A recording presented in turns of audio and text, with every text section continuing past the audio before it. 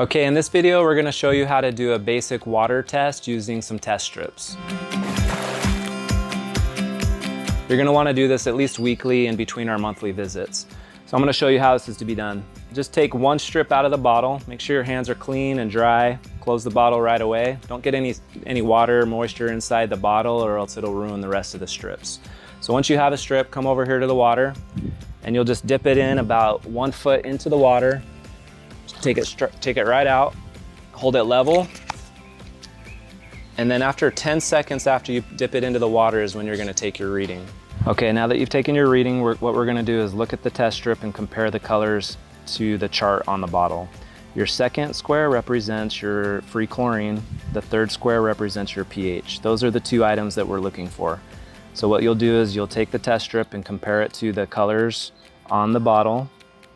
Again, we're looking for the second square. So it looks like on this one that we have about a 0. So this shows that we have very little, if any, chlorine in the pool right now. And the next one is your pH, and the pH appears to be a bit high, about a 7.8.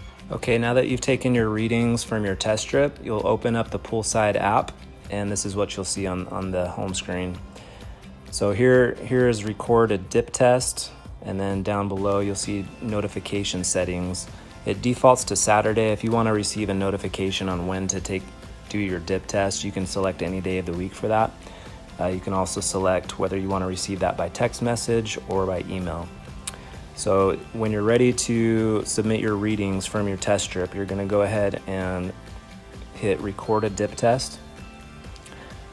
And then you'll just go ahead and select your pool, put in your chlorine readings, and then also enter your pH reading.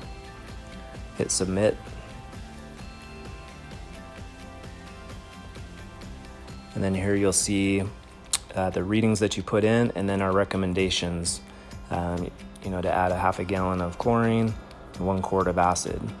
And then also down here below, you'll see some videos on how to apply your chemicals and some other tips to keep your pool looking good.